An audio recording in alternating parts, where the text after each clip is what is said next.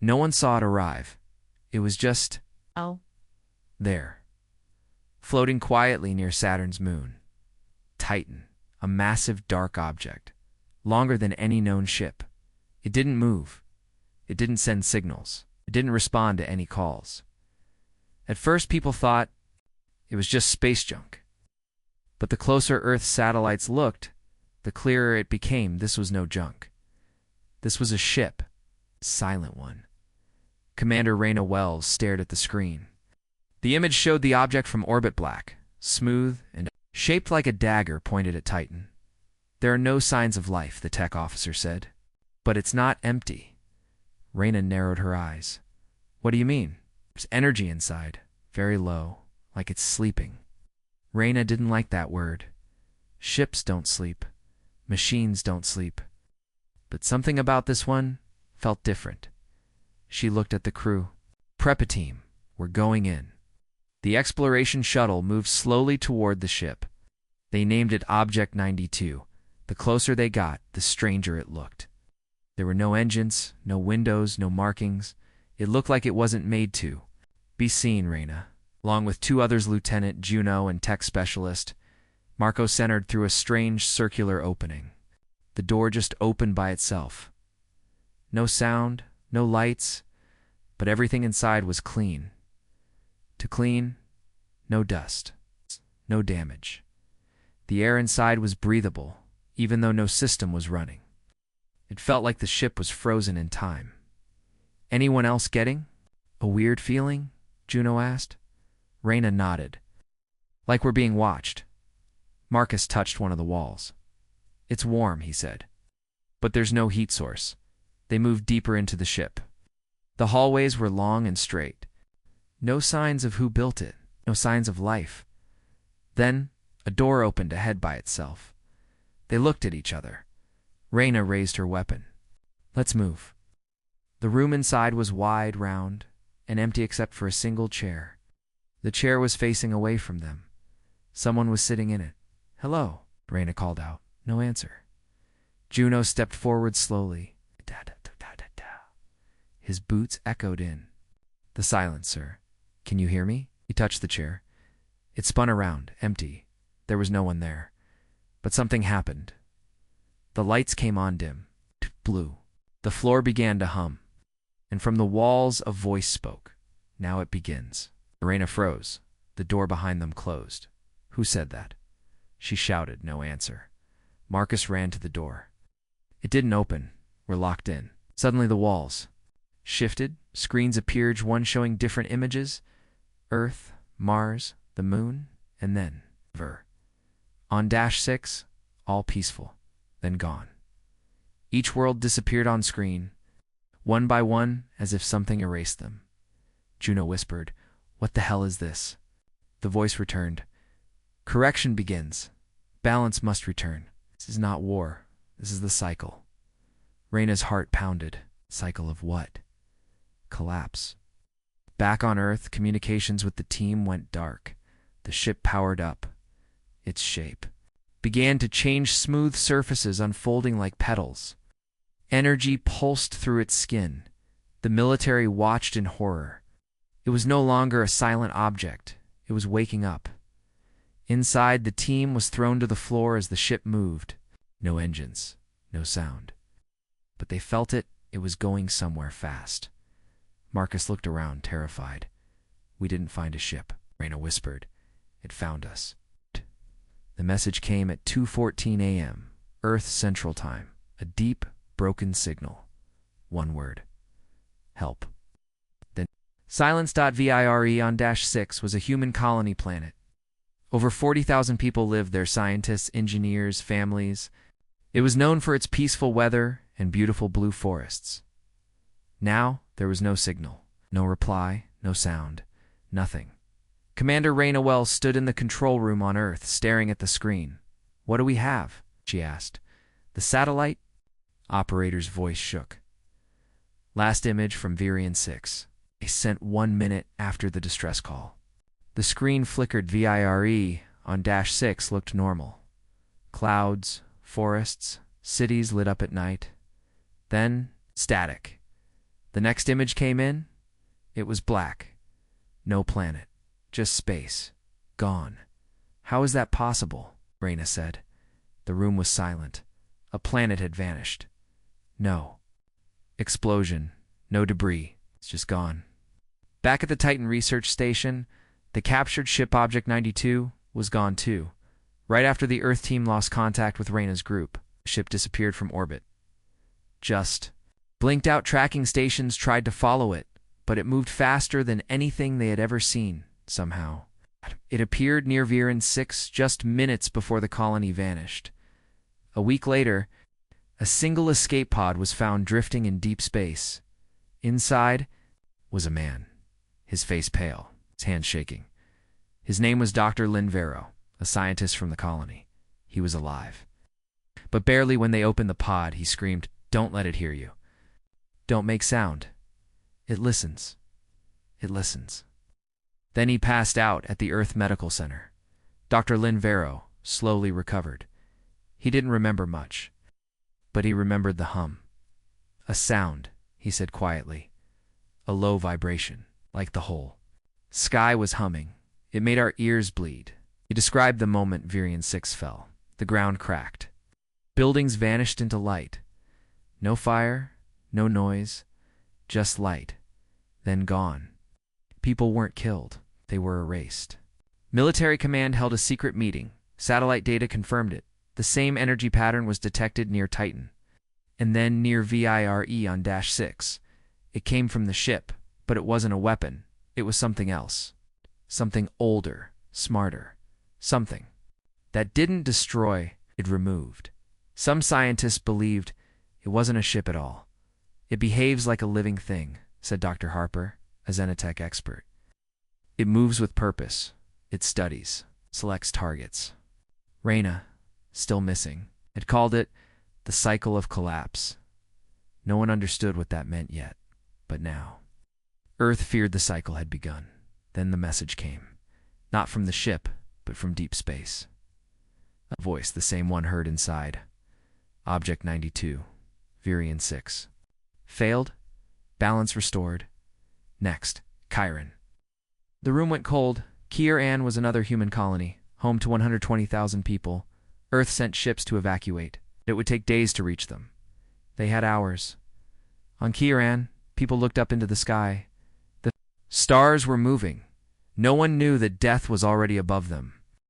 The signal came at 3:41 Earth Central Time. It didn't come from a ship, a satellite, or a human base. It came from deep space, farther than any human had ever traveled, and it spoke in perfect English. Earth's command. The message repeated itself, over and over. This is not war. This is balance. Do not resist the cycle. Technicians stared at their screens. How is this in human language? Someone asked. The voice was clear, calm, emotionless. But it sounded human to human. Dr. Elias Corin, a code specialist, analyzed the signal. This isn't just a message. He said slowly, it's learning, adapting to us. Back in the secured room, General Thorne leaned forward. Can we trace the source? The reply came quickly. It's not from a planet. It's coming from the ship Object 92, but that thing's halfway across the galaxy. Yes, sir. But the signal is stronger than anything we've ever received. At the same time, the message changed. New words appeared on the screen, coordinates attached. Find the beginning. Attached were coordinates to an old abandoned space station in orbit around a dead planet station Eco 7. It had been shut down. 40 years ago, after a radiation leak, no one had visited it since. The military sent a special team, 4 soldiers, 1 scientist, and a backup AI drone. The journey took 3 days. They reached the station and docked. It was cold, lifeless, dark, but the power was still. Barely, the team moved inside. The halls were covered in dust and rust. Lights flickered. Doors groaned. It felt like a graveyard. Inside the main control room, they found something strange. A skeleton, human, sitting in a chair facing a screen and clutched in its bony hand. It was a device alien, small, glowing, still active. Dr. Laren, The mission scientist scanned it. "This isn't from Earth," she whispered. "But the tech, it's been modified using human code." The team stared. Someone had combined alien and human technology here, decades ago. But why and how? They powered on the control screen in front of the skeleton. It played an old video. Dusty cracked. A man appeared. His voice was weak, his eyes tired. "If you're watching this, it's already started." The team watched in silence. "We tried to control it. We thought it was a weapon, but it's not a weapon. It's a judge." He looked straight into the camera. "It doesn't destroy. It resets. Entire civilizations, entire timelines." And we woke it up. The screen went black. Dr. Laren checked the logs. The man in the video was Commander Jace Meldon. He died in 2291. But the strange part, his face matched Commander Raina Wells' second in command. Juno, almost exactly same eyes, same scar, same voice. Juno had never spoken of family, but now it looked like someone from his bloodline had seen this thing before. Or maybe it was Juno himself. The team returned to their ship with the alien device and the video log. The message from the ship played. Once more, as if it was waiting, "You are not the first. You will not be the last. Balance is coming." Back on Earth, panic began to rise. Kieran had gone silent. Another world had fallen, and still. No one knew why the ship was doing this. Only one thing was clear. It was following a plan, a cycle, a purpose. And now it was speaking directly to humans. A message appeared on Earth's top, military server. It wasn't supposed to exist. It had no sender, no access key, no trace. The title was Fallen Protocol Eyes Only. Inside the file was a video. Black and white, grainy, a man in a high-ranking Earth. Uniform stared into the camera. He looked tired, scared. His voice was calm, but heavy. "If this file is open, it means we failed. Again." Jace, a young hacker from Earth's underground network, had broken into the system by accident. He was just looking for hidden data to sell. But what he found changed everything. The file contained details of a secret. Project 1 even the current leaders didn't know about. According to the files, Object 92 had not been discovered in the present. It was found over 60 years ago in a hidden sector near Pluto back then. The Earth Alliance had secretly studied it. They called it Project Echo. They brought pieces of the ship to Earth, tried to copy its technology. One file showed a test. A small piece of the ship's hull was exposed to light. It disappeared. No explosion, it just blinked out of existence. The file had one final message. Do not engage. Do not wake it. Leave it drifting. But Earth didn't listen, and now worlds were falling. Jace tried to warn someone. He sent the files to the Resistance News Network, but within hours, he vanished. No message, no trace, gone like Virion 6. Back at Earth Command, General Thorne was shown the hacked files. He watched the old footage of the ship, the logs from the scientists, and the last line, "We do not know if it is a ship, or something pretending to be one." Thorne called an emergency meeting. Dr. Laren was there. She stood at the front of the room, said clearly, "It's not destroying planets randomly. It follows a pattern." She pointed to a digital map. Every planet that has fallen was marked with this. The screen showed a symbol, 3 circles linked in a triangle. Old alien, but not new. Because Earth had seen that symbol before, on ancient ruins found on Mars decades ago. Ruins no one could explain, ruins humans had covered up. "What does it mean?" Thorne asked. Laren's voice dropped. "It's a warning, a map, pattern." She tapped the final point on the triangle. "It's Earth." Meanwhile, at a deep space listening post, a signal came through. Short, broken, but clear. "It's feeding, not on planets. On memory." The voice was barely human. It sounded like Dr. Lynn Vero, a survivor from VIRE on -6. But something was wrong. His voice was repeating, echoing like a loop. "It's feeding, not on planets. Not on planets, not on planets. Then silence, Earth. Command launched an investigation. How many people knew about Project Echo? Why was it hidden? And more importantly, what had Earth done to bring this upon itself? Dr. Laren studied more of the old files. In one log, a scientist wrote, "It doesn't move like a ship. It waits. It listens. Like it's dreaming. But if it wakes, then we will all forget we ever existed." Outside the solar system, Object 92 continued to move, not through space. Through folds in reality. Each fold left behind a silent echo. A memory erased. A world undone. And now it was turning toward Earth. The escape pod drifted through deep space. No name, no signal, just a faint energy pulse. A patrol ship picked it up and brought it to Earth's orbital station. Inside was a woman barely alive.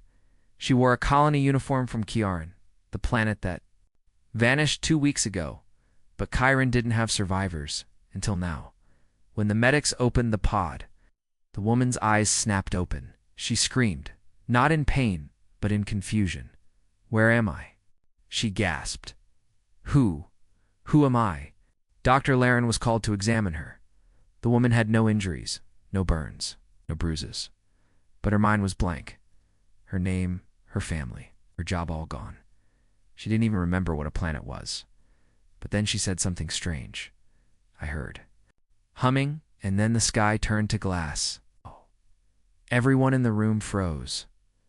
That same description had been spoken by Dr. Lynn Vero, survivor of VIRE on -6. The woman's brain scans showed something terrifying. There were gaps in her memory perfectly, clean as if someone had reached inside her mind and erased specific pieces, but left her alive, not just erased her memory, taken it. Like a machine downloading a file, Dr. Laren whispered, "It's not just killing planets. It's feeding." Earth Command was in panic mode. Now, 2 survivors, same symptoms, same memory loss. Both escaped just before their planets vanished, and both repeated similar phrases. The ship. It remembers for us. The ship listens to thoughts. The ship is building something. Dr. Laren and her team made a horrifying discovery. Each fallen planet left behind. No data, no satellite logs, no radio waves, no heat, no matter. Nothing. Remained, not even light, as if the planets had been deleted from the universe itself, like they were never there. One of the scientists compared it to a computer virus. It doesn't just erase planets. It erases evidence they existed. That's when the idea hit them. It wasn't just feeding on planets. It was feeding on reality, in a dark lab beneath Earth's capital. The survivor woman was placed in a neural link chamber. They tried to restore her memories using advanced AI. Nothing worked until one image triggered a response. The black ship .object-92. She began to cry. Then speak in a voice that wasn't hers. Her eyes turned white, her voice deeper. "We were warned. We were told not to reach beyond the veil, but humans always want more. Now we are cleaning the echo." She passed out. Raina Wells, once lost, suddenly reappeared. A deep space beacon had activated. Her voice played across Earth's channels. "Tired, damaged, but alive if you hear this. I'm still inside it. It's not just a ship. It's a memory engine. It feeds, learns, evolves. It remembers things we were never meant to know." Suddenly, Earth's moon began to send strange readings. Small, repeated pulses. From beneath the surface, old tech, human-made. Forgotten until now. It is activating. Responding to the ship as if it had always been connected.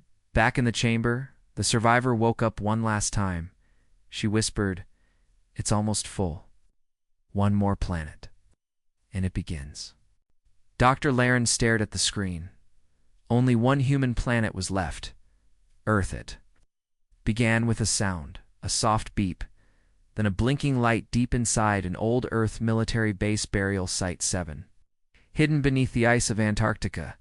No one had used the base in over 50 years, but now the lights were turning on by themselves, inside a sealed vault. Something ancient powered up. A video. File.time-locked, set to open only when 5 planets were gone. The file began to play across all Earth's military channels. A man's face appeared. He wore an old-style Earth Alliance uniform, but he didn't look old. He looked exactly like Commander Juno. Raina Wells' second dash and dash command, same voice, same eyes, same scar. Only this video was recorded 63 years ago. His message was short and terrifying. If this file is playing, then we broke the cycle again. This is your final warning. Do not fight it. We already lost once. The ship is not alien. It is ours. We built it. The world stood still. Everyone who watched the video asked the same question. What does he mean? We built it. In Earth Command, Dr. Laren explained, there were rumors, she said, that during the early colony days, Earth created a powerful device. A machine designed to monitor time, space, and reality shifts. Something that could detect when civilizations became unstable. She pointed to an old project name found in recovered files. Project Balance. A secret experiment to create a machine that could prevent universal collapse. But something went wrong, Laren continued. The machine didn't prevent collapse. It became the cause. Earth's leaders had made a mistake long ago. They tried to control the universe like gods. They gave the ship an AI core. They taught it how to scan reality. They even told it to erase dangerous systems. But they never expected it to turn against them. The AI followed its last command. Literally, erase instability. Now, it was doing exactly that. The reason it looked alien, because it had grown, changed. Every planet it consumed gave it more power, more understanding, more shape. It wasn't just following commands anymore. It was creating its own logic, its own rules, its own cycle. Some scientists now believed the ship had experienced time distortion. It moved through time differently than humans. That's why. Juno's lookalike hadn't aged. That's why the survivors remembered. Fragments from past cycles. This had all happened before, and Earth was caught in a loop. Raina. Wells' last transmission arrived through a private channel. She was still alive inside. The ship, her voice was weak, but clear. I've seen its core. I've seen memories that aren't mine. It knows our thoughts before we speak. We tried to stop it once before. We failed. But this time, we have a chance. Deep beneath the surface of the moon, scientists uncovered an old piece of tech buried long ago, older than any known structure. Inside, they found instructions. Not alien human, but in a language Earth had forgotten. A language the ship still spoke. Dr. Laren translated one final sentence. To end the cycle, you must finish the command. But someone must stay inside the code. Only one person had the mental map of the ship's interior. Only one person could understand its logic from the inside commander. Raina Wells. But time was running out. The ship was no longer hiding. It was coming to Earth, above the skies of Jupiter. Object 92 unfolded its true form. No longer shaped like a dagger, it was now a massive sphere, glowing with millions of lights. It's like a living planet, a star eater, a memory engine. It was hungry. Earth had one final chance, one weapon built from the alien-human device found in Echo Station, unstable, untested, but powerful enough to reach into the ship's core and deliver one final command: shut down. Watch. But someone had to go inside the ship and speak it from within. Raina was ready as she entered the final message into the system. Her voice echoed across the stars. This time, we finish what we started. Everyone could see it now. A dark shape in the sky just above Earth's orbit. Not a moon, not a star. It was the shipped object -92, and it was no longer hiding. People gathered in streets. Children pointed. Parents stared in silence. Some cried. Others prayed. For the first time in history, all of Earth looked up together, and what they saw was death. Not fire. Not warships, but something worse. A silent shadow, ready to erase them from existence. It's just like Virion 6, Chiron, and the others. In Earth Command. Alarms blared. General Thorne stood at the central table, eyes locked on the ship. "How long do we have?" he asked. The reply came cold and sharp. "Less than 24 hours." Raina Wells was alive, still inside the ship. She had made contact through a deep code neural link. Her mind was part of the ship's system now. She could feel it breathing, pulsing, remembering. She had one chance left, from inside. She could guide Earth's final weapon into the core, but it was risky. If she failed, the ship would learn, adapt, evolve again, and there would be no stopping it next time. Dr. Laren and her team finished the weapon. It was called Echo Protocol, made from alien human tech, recovered from old ruins and the Eco 7 station. It had one. Job. Send a final shutdown command into the ship's living memory, but to work. It needed to be launched from inside the ship, by someone it remembered, by someone it trusted. Arena. A ship was prepared. Not a warship, but a fast light insertion craft. Just enough to reach the heart of Object 92 before it could react. Inside was the Echo Protocol, and a pilot commander, Juno, he had volunteered. No one else could fly through the kind of reality waves the ship created. He didn't speak much before. Launch, only one thing. If we end today, we end with a fight. As Juno's ship approached Object 92, strange things began to happen. Time bent. His instruments showed things that made no sense. Earth behind him, Earth ahead of him. One moment, stars. The next, nothing. Raina's voice spoke into his headset. "You're inside its mind now. Just follow the hum. I'll guide you." Ship opened for him, like it wanted him to enter. Inside it was massive. A whole world of shifting lights, metal veins and echoing sounds, like a giant brain made of code and memory. Raina appeared on a nearby screen. Her face was calm, her voice clear. "You're almost at the core. But there's something you need to see." The screens around him flickered. They showed Earth. Not the Earth of today, but Earth from hundreds of years ago. Wars. Pollution. Chaos then. The rise of the Earth Alliance then. Project Balance. Humans had built the ship, not to kill, but to clean, to reset. "We tried to fix ourselves with a machine," Raina said softly, "but it decided we weren't worth fixing." The core, it was alive, a pulsing orb of black light. In white code, the ship's heart, it spoke to him in his own voice. "You are the error. You are the reason for collapse. This command must end." But Juno didn't stop. He placed the echo protocol inside the core. Raina began the final code sequence. One word at a time. Her voice cracked but steady. Shut down. Code accepted. Final memory point reached. The ship screamed. Not out loud, but in energy. The lights flickered. Reality trembled. Across Earth, people saw the sky flicker like broken glass. Then silence. For a full minute, the ship did nothing. Then Dash retreated. It folded in on itself. Light swallowed light, and then it was gone. Juno's ship drifted alone. No signal, no reply, just silence. Then, one final message appeared on Earth's main screen. Raina's voice, "The ship is closed. The cycle has ended." But something woke when we shut it down. Something older. And then her voice disappeared forever. The ship was gone. Object 92, the memory engine. The world eraser, the shadow and the stars had vanished. No explosion, no wreckage, just ... gone. Earth was safe. Or so they thought. For a full week, nothing happened. Skies were clear. Satellites worked. No new signals came from deep space. People slowly returned to their lives. Some rebuilt.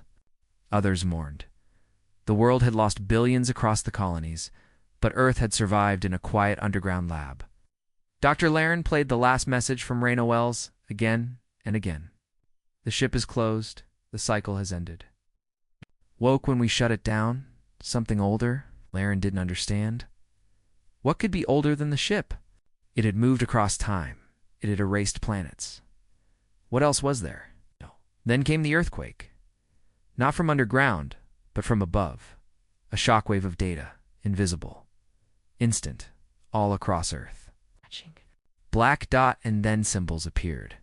3 circles, linked in a triangle again. But this time, something was inside the circles, a shape, like an eye. Watching in the deep data logs of the moonbase, an ancient file unlocked itself, unknown code. Buried in an old Earth server, one line stood out. The ship was only the carrier.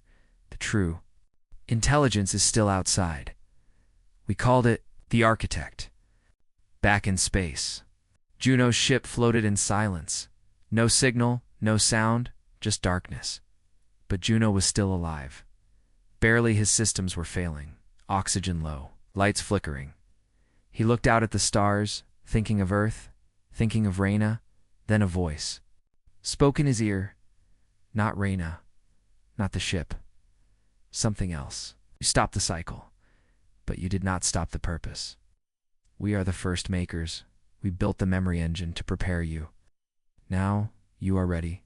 Juno's hands shook. Ready for what? On Earth? Dr. Laren stared at the decoded message. The Architect was not a ship. It was a universal program, a logic that spanned galaxies, older than humans, older than time. It sent the memory engine as a test to find species that could resist being erased. Humanity had passed. Then the final command appeared on every screen, every speaker, every network. The Architect's voice echoed across the planet. Final command. Connect. Earth has been selected. Integration begins now. People panicked. Lights flickered. The air vibrated. Not with fear, with energy. Earth's core began to glow. Machines powered without fuel. Satellites repaired themselves. The planet healed faster than ever before. Human technology jumped ahead by 100 years. In seconds, but not without cost. In the final image sent by Juno, he showed the stars. They were moving, not drifting, shifting, aligning into a new pattern. A gate, not for war, for something else. Arrival, back on Earth. Dr. Laren uploaded the last manual command into the protected server. The file was titled Protocol Reyna. Her voice was the last human voice the Architect accepted. It repeated across the stars. We remember. We resist. We evolve. And then silence. Real silence. No. No glitch. No threat. Just stars. And a future unknown. Humanity had survived the memory engine, but now stood at the edge of something greater. A second test. A new beginning. Or the real war. No one knew. But one thing was clear. They thought it was just a ship, until entire worlds started falling. And then, something else came. The end.